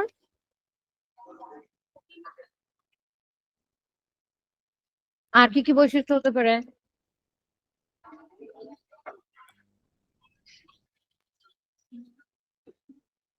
বলতে পারবা? আচ্ছা, আদমি বলো, আদমি হাত তুলেছো, বলো আর কি বৈশিষ্ট্য হতে পারে। আহ, হচ্ছে যে কঙ্কাল তন্ত্রের ধরন দেখে হচ্ছে যে আমরা বুঝতে পারতে পারি যে এটাই হচ্ছে যে মানে কোন প্রাণী প্রাণী বিন্যাস। হবে? হ্যাঁ, গুড। তারপরে আচ্ছা, হচ্ছে দেহ। আমাকে আবার তোমাকে একটু ডিস্টার্ব করে, শ্রেয়া তাহলে বলো, কঙ্কাল তন্ত্র বলেছে, কঙ্কাল তন্ত্র কিভাবে ভাগ করবা, কি ভাগ হতে পারে কঙ্কাল তন্ত্রের ভিত্তিতে? তুমি প্রাণীদেরকে কিভাবে ভাগ করতে পারো কঙ্কাল তন্ত্রের বেসিসে? কথাটা ঠিক বুঝি না। মানে হচ্ছে কঙ্কালতন্ত্রও বললো, তাই না? এটা একটা বৈশিষ্ট্য যে একটা প্রাণীর কঙ্কালতন্ত্রটা কেমন হবে, কিরকম কঙ্কালতন্ত্র হতে পারে। যেমন শামুকের কঙ্কালতন্ত্র কেমন, অন্তকঙ্কাল না বহিকঙ্কাল? বহিঃকঙ্কাল। হ্যাঁ, তো এটা বলতে হবে না, তাহলে দুই ভাবে করতে পারো, অন্তকঙ্কাল বহিকঙ্কাল। একটু মনোযোগ দেই আমরা আবার, তাহলে আপনি আরেকটা বৈশিষ্ট্য বলো কঙ্কালতন্ত্র বাদে আর কি কি হতে পারে। হচ্ছে যে দেহে যে খন্ডিত খন্ডিত অংশগুলো থাকে সেগুলোর উপর ভিত্তি করে, মানে দেহ খণ্ড। দেহ খণ্ডের উপর ভিত্তি করে। আর তারপর হচ্ছে দেহ গহ্বর। দেহ গহ্বর, এটাকে কি বলে শ্রেয়া বলো তো? দেহ গহ্বরের আরেকটা নাম কি? দেহ উপর ভিত্তি করে। বলো তো, দেহ গহ্বরকে আরেকটা কি নামে চিনি আমরা? শ্রেয়া বলতে পারবা? কেন, এটাকে কি বলে? সিলোম বলে। তাহলে আরেকবার বলো, দেহ গহ্বরকে কি নামে চিনবো আমরা? সিলম। সিলম। সিলম আছে কি নাই এটার উপর ভিত্তি করে আমি ওকে হচ্ছে কি করব, ক্লাসিফাই করতে পারি। Very good. আর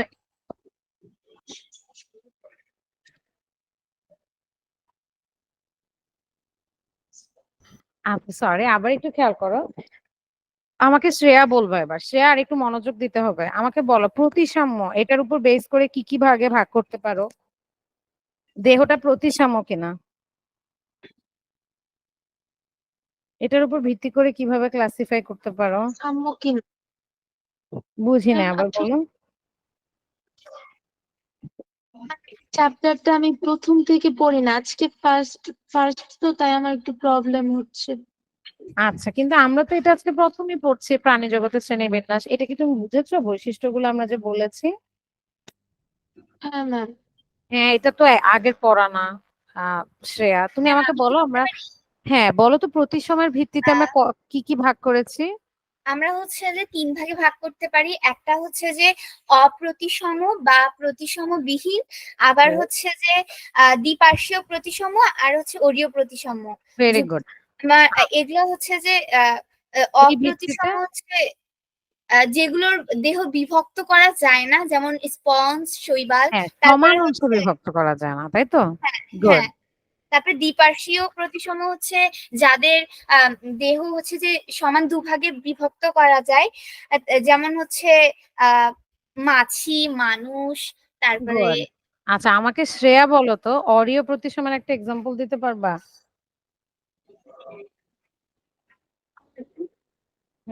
অরীয় মানে কি, অরীয় প্রতিসম? যাদের দেহকে 4, 5 বা আরো বেশি অংশ ভেরি বা গুড। এটা অংশে ভাগ করতে পারি, যেমন কি এক্সাম্পল হতে পারে? জেলিফিশ। জেলিফিশ হতে পারে। ঠিক আছে, ভেরি গুড দুইজনকেই। আর একটু মনোযোগ দিই আমরা, এটা কিন্তু আমরা আজকে নতুন পড়ছি। শ্রেয়া, তোমার মতে আমরাও আজকে নতুন। তাহলে আসো প্রাণী জগতের শ্রেণীবিন্যাসে চলে যায়। তাহলে আমরা কয়টা পর্বে যেন ভাগ করেছি বলেছি পুরা প্রাণীকে, নয়। রাজ্যটাকে? 9টা পর্বে। এই 9টা পর্বের মধ্যে আমরা যদি আগেই ভাগ করে ফেলতাম, অমেরুদণ্ডী আর মেরুদণ্ডী দুইটা ভাগ হইতো। মেরুদণ্ডীটা হচ্ছে 9 নাম্বার পর্বটা, আর প্রথম থেকে 8টা পর্ব হচ্ছে অমেরুদণ্ডীদের। অমেরুদণ্ডীদের মধ্যে তার মানে অনেক ভ্যারাইটি আছে, তাই না? তার জন্য 8টা পর্ব প্রয়োজন হয়েছে। আর লাস্টের যে পর্বটা সেটা হচ্ছে আমাদের জন্য বা মেরুদণ্ডী প্রাণীদের জন্য। খুবই সংক্ষেপে তোমাদের 9টা পর্ব এখানে আলোচনা করা হবে। বাট 9টা পর্ব আলোচনা করার আগে আমাদের কাজ হচ্ছে আগে নামগুলা মুখস্থ করে ফেলা। পর্ব 1 তার নাম হচ্ছে পরিফেরা। আমার সাথে সাথে তোমরা রিপিট করবা, তার নামগুলো তোমাদের মুখস্থ হয়ে যাবে এবং আমরা আস্তে আস্তে ওদের বৈশিষ্ট্য এখান থেকে পড়ে ফেলতে পারবো। পরিফেরা এই কথাটা আসছে কোত্থেকে জানো? পোরাস শব্দটা থেকে এবং ফেরি শব্দটা থেকে। তো পোরাস শব্দের মানে হচ্ছে ছিদ্র, তোমরা জানো। ফেরা মানে যে এই বহন করে বা হচ্ছে যার বডিতে এটা আছে, তাই তো? তাহলে পরিফেরা মানে হচ্ছে যে ছিদ্র বহন করে। তাহলে যাদের বডিতে অনেক ছিদ্র থাকে, যেমন স্পঞ্জ, তাদেরকে আমরা পরিফেরার মধ্যে বলবো। ক্লিয়ার? এটা কি ল্যাটিন ওয়ার্ড? এগুলো সব ল্যাটিন ওয়ার্ড। হ্যাঁ, এগুলো সব আচ্ছা। ল্যাটিন ওয়ার্ড থেকে সাধারণত আসে, দু একটা গ্রিক থাকতে পারে।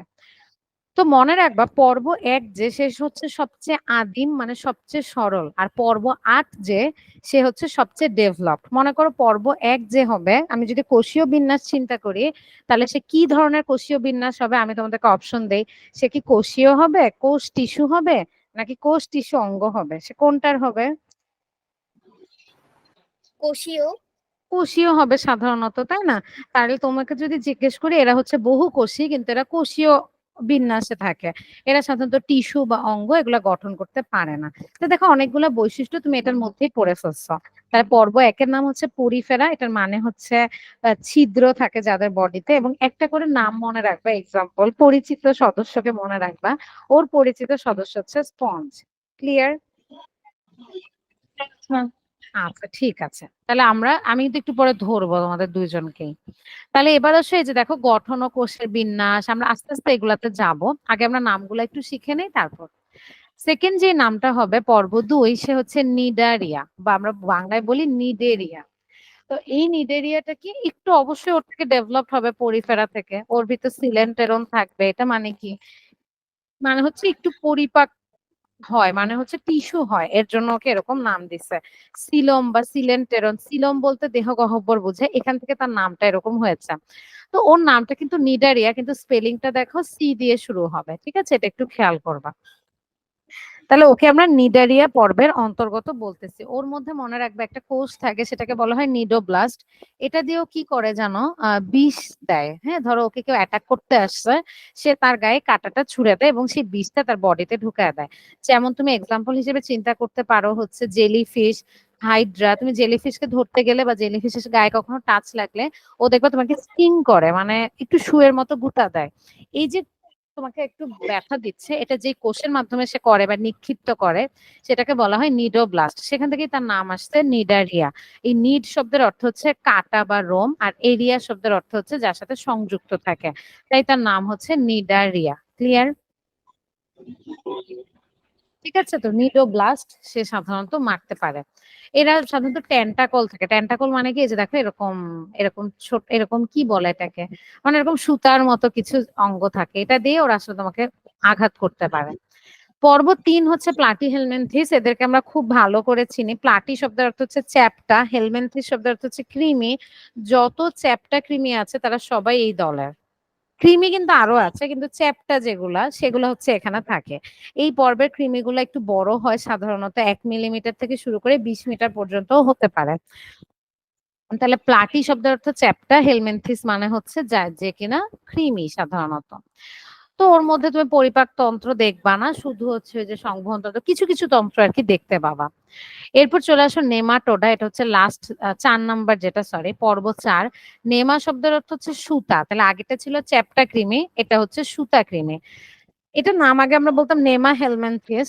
হেলমেনথিস মানে কৃমি, নেমা মানে তো বললোই সুতা, কিন্তু এটাকে এখন আমরা নেমাটোডাও বলি। তো নেমাটোডা মানে হচ্ছে হুকওয়ার্ম যেগুলো আছে, এক ধরনের কৃমি যেটা আমাদের অন্ত্রে বাস করে। এটা দেখবে অনেক বেশি হয়ে গেলে সমস্যা আছে। ও কি করবে, ও আমার বডি থেকে অনেক কিছু, অনেক নিউট্রিয়েন্টস নিয়ে যাবে। এতে কি হবে, আমার রক্ত শূন্যতা দেখা দিতে পারে। আর ছোট বাচ্চা যদি হয় তার অপুষ্টির শিকার হবে। ঠিক আছে, এইটা আমাদের বডিতে বেশি থাকে এই কৃমিগুলা। এই কৃমির নাম হচ্ছে সুতা কৃমি, এবং এরা অবশ্যই পরজীবী। কৃমি ম্যাক্সিমামে পরজীবী। এরা হচ্ছে আমাদের বডিতে থেকে আমাদের খাবারই তারা খাচ্ছে, তাই তো?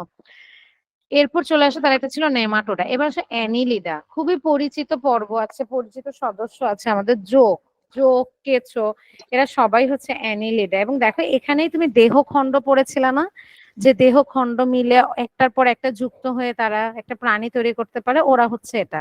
তুমি যদি অ্যানিলিডা কখনো দেখো, যেমন জোঁক যদি কখনো টাচ করে থাকো কেউ বা দেখে থাকো, তাহলে দেখবো ওর গায়ে অনেকগুলো রিং থাকে, একটা আরেকটার সাথে মিলে মিলে অনেকটা স্প্রিং এর মতো বডি তৈরি করছে। স্প্রিং এ যেমন একটা জিনিসই বারবার রিপিট হচ্ছে না সার্কেলের মতো করে, এক্স্যাক্টলি এমন ভাবে ওরা থাকে। ঠিক আছে, এদেরকে বলা হয় অ্যানিলিডা। অ্যানিলিডা এটা একটা ল্যাটিন ভাষা থেকে আসছে, অ্যানিউলাস, যার অর্থ হচ্ছে আংটি। এই আংটি বা রিং থেকে দেখেছো এটার নাম এসেছে অ্যানিলিডা। আর ওদের নিচে দেখবে ছোট ছোট পায়ের মতো থাকে, যেগুলো দিয়ে ওরা হাঁটে। পা বলবো না, রোম বলবো। এদেরকে আমরা সিটি বলি। হ্যাঁ, ওদের চলনে সাহায্য করে সিটি। এরপর চলে আসে হচ্ছে আর্থ্রোপোডা। তোমরা সবাই চিনো তাকে, বলো তো আর্থ্রোপোডার একটা এক্সাম্পল বলো কিন্তু তো। ম্যাম একটা কোশ্চেন ছিল হ্যাঁ হ্যাঁ বলো। ওই যোগ বিষয়ে। হ্যাঁ আর হ্যাঁ কি, ওই ওটার উপর যখন লবণ দেওয়া হয় তখন কেন হচ্ছে ওটা ছটফট করতে করতে মারা যায়? আচ্ছা, এটার কারণ হচ্ছে ধরো আমাদের বডিতেও তুমি যদি লবণ দাও, আমাদের সাধারণত কিছু হচ্ছে না, তাই না? বা আমার গায়ে যদি হুট করে লবণ পড়ে সাধারণত কিছু হবে না। কিন্তু হ্যাঁ তুমি সমুদ্রের পানিতে অনেকক্ষণ থাকো, তুমি দেখবা তোমার হাত পার ভিতর একটু মানে এটাকে কি বলে, আমরা নর্মাল ব্যাপন বলতে পারি, মানে হচ্ছে পানি ঢুকে যেতে পারে, আমার সোয়েলিং হতে পারে যদি অনেকক্ষণ থাকি আমরা। তো ওদের কি হয়, ওদের এই স্কিনটা এত বেশি প্রোটেক্টিভ না, আমাদের স্কিন যেমন ভালোই প্রোটেক্টিভ, ওদের স্কিন একদমই প্রোটেক্টিভ না। তো তুমি যখন লবণ দিবা, ওর তখন পানির ভারসাম্য নষ্ট হয়ে যাবে। ঠিক আছে, পানির ভারসাম্য নষ্ট হয়ে গেলে কোষগুলো হয়তো বেশি সোয়েল করবে, বার্স্ট করবে। ঠিক আছে, এতে সে আসলে আর কি মারা যায়, বুঝতে পেরেছো?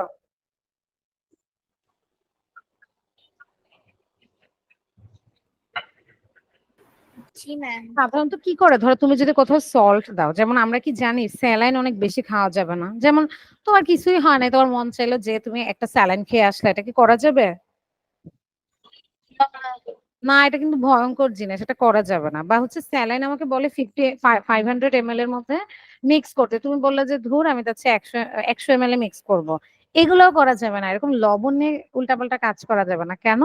কারণ হচ্ছে যেখানে লবণ থাকে সেখানে একটা অসমোসিসের কাজ হয়। অসমোসিস বা অভিস্রবণ বা ব্যাপনও অনেক সময় হতে পারে, ডিফিউশনও হতে পারে। যেমন দেখো আমরা কখন স্যালাইন খাইতে বলি বলো তো, যখন আমাদের ডিহাইড্রেশন হয়, তাই না? যেমন ডায়রিয়া হয়েছে বা অনেক ঘাম হয়েছে, বা তোমার বডি থেকে অনেক লস হয়েছে কোনো একটা কারণে, ফ্লুইড লস হয়েছে, তখন আমরা তোমাকে স্যালাইন খেতে বলবো, তাই তো? তো কেন স্যালাইন খেতে বলবো? আমি তো পানি খেতে বললেই হতো, স্যালাইন খালি খালি কেন খাইতে বলবো? যার মনে করো ডায়রিয়া হয়েছে, তার কি হবে, এক তো হচ্ছে সে ইউরিনের মাধ্যমে পানি বডি থেকে বের করছে প্রতিনিয়ত, তাহলে তুমি ওকে যতই পানি দিচ্ছ ইউরিনের মাধ্যমে সেটা বের হয়ে যাচ্ছে, তো খুব একটা লাভ হচ্ছে না। তারপর তার যেহেতু ডায়রিয়া, সো ফিসিসের মাধ্যমে মানে মলের মাধ্যমেও তার পানি বের হয়ে যাচ্ছে, কারণ তার ফিসিসটা তো শক্ত না, একদমই লিকুইড, তাই না? তাহলে দেখো যত ভাবেই হোক ওর বডি থেকে পানি বের হয়ে যাচ্ছে, কোনোটাই রিটেইন করতেছে না। এর জন্য আমরা তখন ওকে কি বলি, তুমি স্যালাইন খাবা, প্রতিবার ওয়াশরুমের পর একবার স্যালাইন খাবা, বমি হলেও কিন্তু স্যালাইন খেতে বলে। এটার কারণ কি, তুমি যদি এখন স্যালাইন খাও, যেখানে স্যালাইনের ঘনত্ব বেশি থাকে, কনসেন্ট্রেশন বেশি থাকে, তার কাজ কি জানো, তোমার বডির কাজ, ও এটা পছন্দ করে না। ও চায় পানি দিয়ে সেটাকে আবার ঠিক করে ফেলা। আমাদের সবার বডিতে কিন্তু ইলেকট্রোলাইটস আছে, তাই না? সোডিয়াম আছে, পটাশিয়াম আছে, ক্লোরিন আছে, তাই তো, ক্লোরাইড আছে, এগুলো আছে। তাহলে এটার একটা নির্দিষ্ট রেঞ্জ আছে। তো তুমি যখন অনেকগুলো স্যালাইন খাবা, তখন তোমার বডি ভাববে যে ধুর আমার তো এতগুলো লবণ এখানে থাকার কথা না। তাহলে ওর কনসেন্ট্রেশন আমরা কিভাবে ড্রপ করতে পারি বলো তো? তুমি ধরো এক হাফ গ্লাস পানিতে 1 চা চামচ লবণ দিছো, এটা অনেক সল্টি লাগবে তোমার খাইতে। তো আমি যদি তোমাকে বলি সল্টিনেসটা তুমি কিভাবে কমাতে পারো, তুমি কি করবা বলো তো? হাফ গ্লাস পানিটাকে 1 গ্লাস পানি যদি করে দাও, তাহলে একটু সল্টিনেসটা কমে যাবে না? তোমার ইয়েস বডিও ম্যাম। ঠিক এই কাজটাই করে, তোমার বডিও ঠিক সেম কাজটাই করে। তুমি যখন অনেকগুলো স্যালাইন খাও, তোমার বডি তখন কি করে, আশেপাশ থেকে যেই কোষগুলা এতক্ষণ কি করতেছিল, ইউরিনেশনে পানি বের করে দিতেছিল, মানে ইউরিনের মাধ্যমে, মূত্রের মাধ্যমে, মলের মাধ্যমে পানি বের করতেছিল, তারা এখন খুব ঝামেলায় পড়ে। তারা বলে যে তোমার বডি তখন তাদেরকে নির্দেশ দেয় যে আই তুমি পানি বের করবা না, অলরেডি আমাদের অনেক সল্ট ভিতরে আছে, এদেরকে ডিফিউজ করতে, এদেরকে অসমোসিস করতে বা কনসেন্ট্রেশন কমায় নিতে আমার পানি লাগবে। তো তখন তোমার বডি কি করে, পানি বের করা কমায় দেয়। এর জন্য আমরা কিন্তু স্যালাইন খাই বা লবণ পানি খাই। ঠিক আছে, এখন তুমি বলতে পারবো তাহলে অ্যানিলিডদের কি সমস্যা, ওদেরকে আমি সল্ট দিলে ওরা মরে যায় কেন? ওদেরকে তুমি যখন সল্ট দাও, তখন ওদের সল্টের কারণে ওদের বডি থেকে সেম অসমোসিসের কারণে অনেকগুলা ঘটনা ঘটতে পারে। তুমি কিন্তু সল্টটা ওকে খাওয়ায় দাও নাই, সল্টটা ওর গায়ের উপর দিয়ে দাও না সাধারণত? Yes ma'am. হ্যাঁ, লবণটা যখন বাহিরে দিয়ে দাও, তখন ও বাহিরের দিকে পানিটাকে বের করে দেয়, ও ওর বডির সব পানি বাইরে বের করে দেয়, যাতে ওটাকে একটু কমাইতে পারে, ধরো মানে একটু ফোর্স আউট করে। এটাও একটা অসমোসিস, মানে অভিস্রবণী। এই কারণে তখন সেলগুলা শ্রিঙ্ক করে বা সেলগুলা নষ্ট হয়ে যায়, ওর স্কিনটা এক্সপোজ হয়ে যায়, ডিস্ট্রয় হয়ে যায়, দ্যাটস ইট। মানে পানি বের হয়ে যাওয়ার কারণেও মারা যায়। তোমার বডি তুমি জানো সেলের প্রায় 70% ওয়াটার, তাই না? তো তোমার পানি যদি বের হয়ে যায়, তুমি তো মারাই যাবা। ক্লিয়ার? এটা আমাদের হয় না কেন, আমাদের স্কিনটা একটু ভালো, মানে প্রোটেক্টিভ লেয়ার আছে আমাদের স্কিনে, কিন্তু 7টা লেয়ার থাকে, ওদের এগুলা থাকে না, 6টা লেয়ার থাকে, সরি, ওদের এগুলা থাকে না, ওদের স্কিনটা খুব এক্সপোজ থাকে। বুঝতে পেরেছো? Yes ma'am. আচ্ছা, আর্থ্রোপোডের এক্সাম্পল বলো, একজন একজন করে বলো, আপনি বলো, আর্থ্রোপোডের একটা এক্সাম্পল বলো।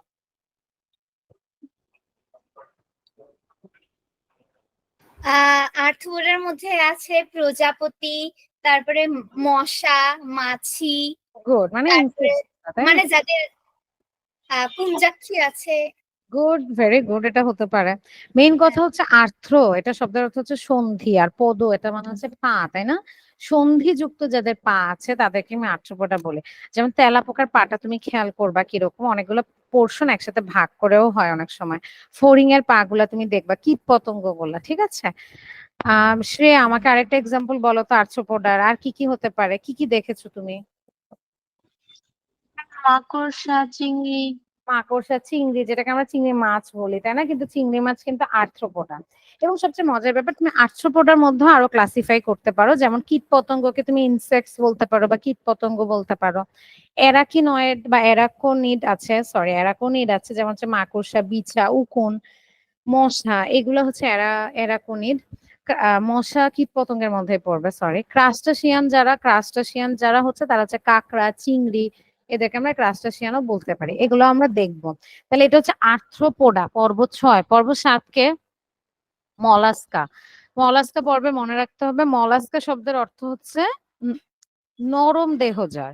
যেমন হচ্ছে শামুক, তারপর আর কি কি হতে পারে, অক্টোপাস হতে পারে। অক্টোপাস কেন যেন তোমরা বারবার একাইনোডার্মাটা বলো, এরকম অনেক সময় আমি নিজেও এটা করতাম। মনে রাখতে হবে অক্টোপাস কিন্তু মলাস্কা দেহ, হ্যাঁ, মলাস্কার পর্বে, ঠিক আছে? তাহলে মলাস্কা মানে হচ্ছে যার বডি অনেক নরম, যেমন অক্টোপাস হতে পারে। এবং এখান থেকে একটা এমসিকিউ টাইপস এর কোশ্চেন হতে পারে, মলাস্কার আহ পর্বের সদস্যরা সংখ্যা কত? অনেক বেশি। সবচেয়ে সদস্য কাদের বেশি জানো?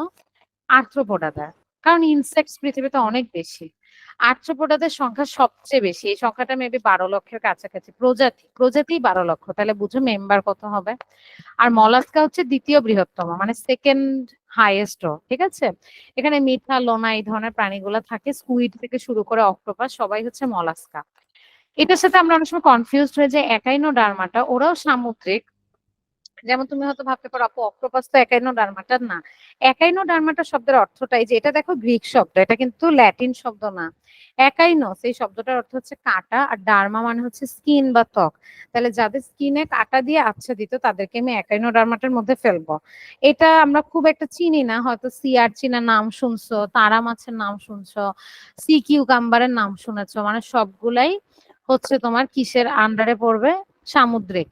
হ্যাঁ, এরা সবাই হচ্ছে এটা। জেলিফিশ দেখেছো, ওর গায়ে ছোট ছোট কাঁটা থাকে, সরি জেলিফিশ বলে, তারা মাছ, ভুলে জেলিফিশ বলা হচ্ছে। তারা মাছ মানে স্টার ফিশ যেটা। সি আর্চিন দেখবা ওর গায়ে ছোট ছোট কাঁটা থাকে, এরা হচ্ছে এই পর্বের। এরপর আসলে লাস্ট যেটা হচ্ছে করডাটা, ওরা কি মেরুদণ্ডী নাকি অমেরুদণ্ডী? মেরুদণ্ডী। ওরা কিন্তু মেরুদণ্ডী হবে, ঠিক আছে? এই কর্ডাটা যারা, তাদের কি হয়, নটোকর্ড, আমাদের ছোটবেলায় আমরা একদম যখন ছোট থাকি বা ফিটাসে থাকি বা একদম ভ্রূণ অবস্থায় থাকে, আমাদের সবারই নটোকর্ড থাকে। যাদের নটোকর্ডটা মেরুদণ্ডে পরিণত হয় তারাই মেরুদণ্ডী হবে, ঠিক আছে? আবার অনেকেরটা ভ্যানিশ হয়ে যায়, তারা মেরুদণ্ডী হবে না, অমেরুদণ্ডী হবে। অনেকেরটা নটোকর্ড আকারেই থাকে, তারাও মেরুদণ্ডী, কিন্তু তাদেরকে আমি অন্য ক্লাসে ফেলবো। অনেকেরটা মাছের মতো হয়ে যায়, তাহলে তারা আরেক শ্রেণীতে চলে যাবে, তাই না? সো ওরা হচ্ছে মেরুদণ্ডী প্রাণী, করডাটা বলি আমরা। যেমন দেখো এখানে একটা মাছ, মানুষ, পাখি সবারই একটা লেজ বা ফুলকারন্ধ্র থাকে ছোটবেলায়, এটা দেখাচ্ছে। তাহলে দেখো প্রথমে তার এটা একটা মাছ আর কি। মাছের তুমি যদি ভ্রূণটা খেয়াল করো, তার ফুলকারন্ধ্র আছে, তার লেজ আছে। সরীসৃপেরও সেম, ফুলকারন্ধ্র আছে, লেজ আছে। পাখি মানুষেরও ফুলকারন্ধ্র আছে। আমাদের ফুলকারন্ধ্রটা কিসে কনভার্ট হয়ে যায় বলতো? বড় হলে মানে কি, মায়ের পেটে থাকা অবস্থাতে কিসে কনভার্ট হয়ে যায়? ফুসফুসে হয়ে যায়, তাই না? পাখিদের, এদের। কিন্তু যাদেরটা হয় না তাদের ফুলকাই থাকে, যেমন মাছের কখনো ফুসফুস হবে না, সেটা ফুলকাই থাকবে। মানুষের লেজ বা এগুলা হয় না পরে আর, কিন্তু হাড়টা কিন্তু থেকে যায়। আহ এগুলা, ঠিক আছে? কিছু বলবা আমাকে শ্রেয়া, বলো তো। করডাটা পর্বের মাঝখানে লেখা, এটা মেরুদণ্ডী প্রাণী নয়। মেরুদণ্ডী প্রাণী নয়? কোথায় বলো তো, Yes, আমি তো খেয়াল করি নাই। আচ্ছা, বিষয় মনে রাখা করডাটা, জরুরি। হ্যাঁ হ্যাঁ, এই যে দেখেছি। আচ্ছা, মেরুদণ্ডী প্রাণী নয় বলতে কি, করডাটা মানে তাদের নটোকর্ড থাকবে। আচ্ছা, ভেরি গুড। এটা কর্ডাটা মিন্স হচ্ছে তাদের নটোকর্ড থাকবে। নটোকর্ড মানে কি, এই যে দেখো একটা ছোট অবস্থায়, মানে নার্ভ কর্ড বা নটোকর্ড একদম তোমার মাথার অংশ থেকে লেজ পর্যন্ত বিন্যস্ত, খেয়াল করেছো? এই নটকর্ডটা যাদের মেরুদণ্ডে কনভার্ট হবে আমি বললাম তারা মেরুদণ্ডী হবে। আবার অনেকের আছে নটকর্ডটা কনভার্টই হবে না, যেমন অমনি থেকে যাবে। আবার অনেকের আছে এটা কিছুই হবে না, ঠিক আছে? যাদের এটা মেরুদণ্ডে কনভার্ট হবে তারা কর্ডাটার মধ্যেই আছে, কিন্তু তাদের আলাদা ক্লাস দিব। তাদের নাম কি হবে বলতো? কিন্তু ম্যাম এই মেরুদণ্ডী। নটকর্ডটা কি? নটকট কিছুই না, এটা একটা স্নায়ু রজ্জু থাকে তার ভিতর, একটা শক্ত হাড়ের মতো। সেটা কোথা থেকে কোথায় থাকে? একদম মাথা থেকে, দেহের একদম মাথা থেকে একদম লাস্ট পর্যন্ত পায়ু পর্যন্ত বিস্তৃত থাকে। যেমন তুমি মানে চিন্তা হচ্ছে করতে আমাদের পারো যে আমাদের পিঠের মেরুদণ্ড, পিছনে যে স্পাইন যেটাকে বলি, তাই না? মেরুদণ্ড। হ্যাঁ, এখন দেখো সকল নটকট যে মেরুদণ্ডে কনভার্ট হবে তা কিন্তু না। Very good Shreya. যারা মেরুদণ্ডে কনভার্ট হবে তাদেরকে তুমি মেরুদণ্ডী বলবা। এটাকে আমরা ইংলিশে বলি ভার্টিব্রেট, তাই না? তাহলে কর্ডাটার ভিতর তোমার ভার্টিব্রেট থাকে। আর যাদের হবে না তাহলে নন ভার্টিব্রেট হবে, তাই তো? ঠিক আছে, ম্যাম। বুঝাই দেন। আরেকবার বুঝিয়ে দিব। আবার বলি তাহলে আমাদের একটু করডাটাটা একটু খেয়াল করি। করডাটা মানে হচ্ছে কি, যাদের এই যে ছোট অবস্থায় দেখো এখানে কি বলেছে, বলেছে মানুষ আমরা ভিতর থেকে পড়ি প্রাণী জগতের সকল পর্বের মধ্যে এই করডাটা পর্বের সাথে আমরা সবচেয়ে বেশি পরিচিত। নিজেরা মেরুদণ্ডী প্রাণী এই পর্বের অন্তর্ভুক্ত, মানে নটোকর্ড। আমাদের সবারই ভ্রূণ অবস্থায় আমাদের দেহ অক্ষ বরাবর এরকম একদম মুখ থেকে পায়ু পর্যন্ত একটা হাড় থাকবে, সাধারণত হাড়ই বলা যায়। এটাকে আমরা নটোকর্ড বলি। এটার ভিতর স্নায়ু রজ্জু থাকে, মানে নার্ভস গুলা থাকে, ঠিক আছে? আমাদের যেমন তুমি দেখো আমাদের পিছে মেরুদণ্ডটার ভিতর কি থাকে? ভিতরে স্নায়ু রজ্জু থাকে না, স্পাইন থাকে না? ম্যাম হ্যাঁ, আমাদেরটাকে কিন্তু আমি নটোকর্ড বলছি, আমাদেরটাকে আমি কি বলছি? মেরুদণ্ড বলছি। তাহলে ভ্রূণ অবস্থায় সেটা হয়তো নটোকর্ড ছিল, কিন্তু আমি যতই বড় হইতে আমার এটা কিসে কনভার্ট হয়ে গেছে? মেরুদণ্ডে। যেমন দেখো মাছের বেলায় যে এটা ছিল তার নটকট, সরীসৃপের বেলায় এটা ছিল তার নটকট, এখন আস্তে আস্তে মেরুদণ্ড হয়ে যাবে। বুঝতে পারছো? আবার অনেকাই আছে যাদের এটা হয়তো কনভার্ট হতে পারে না, তাদেরকে আমি ইউরোকর্ডাটা, এই যে বিভিন্ন নামের ডাকছি, দেখো কোন শক্ত বস্তুর সাথে এটা স্নায়ুরজ্জু পরিণত বয়সে দুইটাই বিলুপ্ত হয়ে যায়, নটকট চলেই যায়, নাই হয়ে যায়, তুমি আর ওর বডিতে কখনো দেখতেই পাবা না। তাহলে ভার্টিব্রাটা কাদের বলবা? যাদের মেরুদণ্ডে কনভার্ট হয়। ক্লিয়ার? Yes ma'am. হ্যাঁ, আর নন ভার্টিব্রেট ছিল ওই যে পর্ব 8টার মধ্যে যারা, যাদের নটোকর্ড নিয়ে কোনো প্যারাই ছিল না। তাহলে তোমাদের কাজ হচ্ছে 9টা পর্ব আগে একবার মুখস্থ করা নামটা, তারপর প্রত্যেকের কিছু ইন্টারেস্টিং বৈশিষ্ট্য মনে রাখা, যেমন কার মধ্যে কোন সদস্য আছে অন্তত একটা দুইটা করে মনে রাখা, তার নামের মিনিংটা দিয়ে দু একটা বৈশিষ্ট্য মনে রাখা, এবং তার কোষীয় বিন্যাসগুলা কেমন হবে এগুলো মনে রাখা। পারবা না তোমরা? এবং ইয়েস যেহেতু ম্যাম। তোমাদের ঈদের আগে ভালোই বন্ধ আছে তাহলে একটু চেষ্টা করবে ভিতরেও একটু রিডিং পড়ে রাখতে। কোনো সমস্যা হলে ম্যাম আমাকে জিজ্ঞেস করতে, আমি তোমাদেরকে আবার হেল্প করবো। হ্যাঁ বলো আপনি। হচ্ছে যতটুকু পড়লাম ততটুকু হচ্ছে যে আগামী দিনে পরীক্ষা নিলে ভালো হতো না, মানে আগামী দিন বলতে ঈদের পর নাকি? আগামী দিন আমাদের কি ঈদের বন্ধ দিয়ে দেবে এর মধ্যে? হ্যাঁ, তোমাদের মেবি ঈদের বন্ধ দিয়ে দেবে। যদি ক্লাস থাকে তাহলে তো ভালো, তাহলে আমি আরেকটু পড়ায় পরীক্ষা নিলে আমার জন্য ভালো হতো। কিন্তু তোমাদের তো মেবি ঈদের বন্ধ দিয়ে দেবে। কবে? আহ আজকে কয় তারিখ? 12 তারিখ না? আজকেই মনে হয় তোমাদের লাস্ট ক্লাস, আমি ঠিক জানি না। আমি তাও দাঁড়াও একটু দেখে না, আমাকে বলেছিল। আচ্ছা, 12 থেকে 24, ঠিক আছে, আজকেই হয়তো তোমাদের লাস্ট ক্লাস। আজকে তো আমি অন্য একটা মেকআপ ক্লাস নিচ্ছি তোমাদের, নর্মালি আজকে তোমাদের মনে হয় শেষ ক্লাস। আর হয়তো 24 তারিখে আবার শুরু হবে। তুমি তাও একটু তোমরা একটু কন্ট্যাক্ট করো বা এদের থেকে তোমাদের গ্রুপে যে আছে তাদের সাথে একটু কথা বলো, তারা তোমাকে আরো হেল্প করতে পারবে, ঠিক আছে? আচ্ছা তাহলে আমরা আবার একটু পড়াশোনায় ফিরে যাই, আমি খেয়াল করি নাই। আমাদের হচ্ছে 9টা পর্ব ছিল, আমাকে আবার 9টা পর্বের নাম বলতে হবে। এটা তো তোমাদের কাজ ছিল, বলো, আমি বলেছি আমি তোমাদেরকে ধরবো। আপনি বলো আগে, তারপর শ্রেয়া। শ্রেয়া তুমি একবার পড়ো, আপনি বলো তো নামগুলা। মানে হচ্ছে প্রাণীর 9টা যে পর্ব ওটা আছে, হ্যাঁ, 9টা পর্ব কি কি? আহ উলট পালট করে বললে কি সমস্যা হবে? এটা কিন্তু ওলট পালট করে বললে সমস্যা হবে। ও আচ্ছা, একদম ক্লিয়ারলি বলতে হবে। তাহলে একটু সময় লাগতো যে। হ্যাঁ, একবার পড়ে নাও, কোনো সমস্যা নেই, একবার রিডিং আচ্ছা পড়ে একবার নাও। পড়ে নিচ্ছি।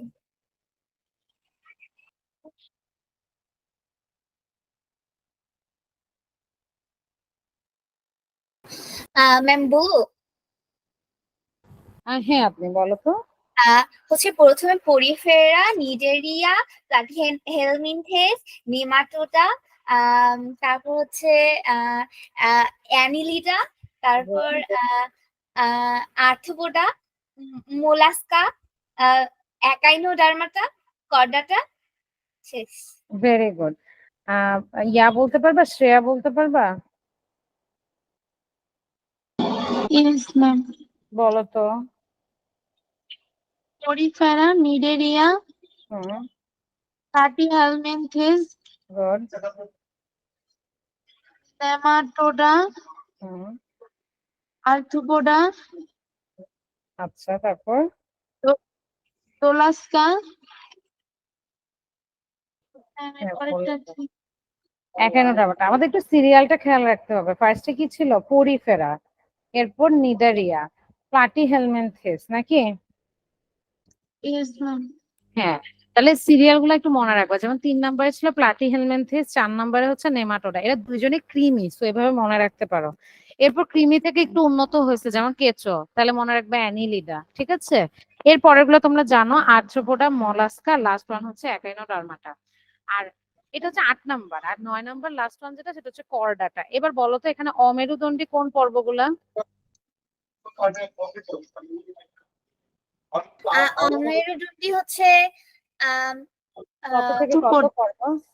প্রথমে হচ্ছে যে পরিফেরা, হ্যাঁ, নাম্বার অনুযায়ী বলো, 1 থেকে কত পর্যন্ত? মানে 1 থেকে 8 পর্যন্ত হচ্ছে এরা হচ্ছে অমেরুদণ্ডী, এবং নবমতম যে পর্বটা আছে ওটা হচ্ছে মেরুদণ্ডী প্রাণী, আচ্ছা, অর্থাৎ এই যে করডাটা। এখানে আমাদের একটু কনফিউশন হয়েছিল, তাই না? এটা আমি একটু বলে দেই। ভেরি গুড আপনি। 1 থেকে 8 কোনো সন্দেহ নাই তারা অমেরুদণ্ডী প্রাণী। শ্রেয়া, এটা ক্লিয়ার? 1 থেকে 8 সবাই অমেরুদণ্ডী, ইনভার্টিব্রেট বলি আমরা। ঠিক আছে তো? এবার আসো 9 নাম্বার যে কর্ডাটা, তার মধ্যে নটোকর্ড থাকে। নটোকর্ড যদি মেরুদণ্ডে পরিণত হয় তাহলে মেরুদণ্ডী বলবো। তাহলে আমি কি বলতে পারি মেরুদণ্ডী কর্ডাটার একটা অংশ, রাইট? তাহলে এটা অন্তত ইয়েস শিওর যে মেরুদণ্ডীরা করডাটা হবে, কিন্তু সকল করডাটা কি মেরুদণ্ডী হবে? No ma'am.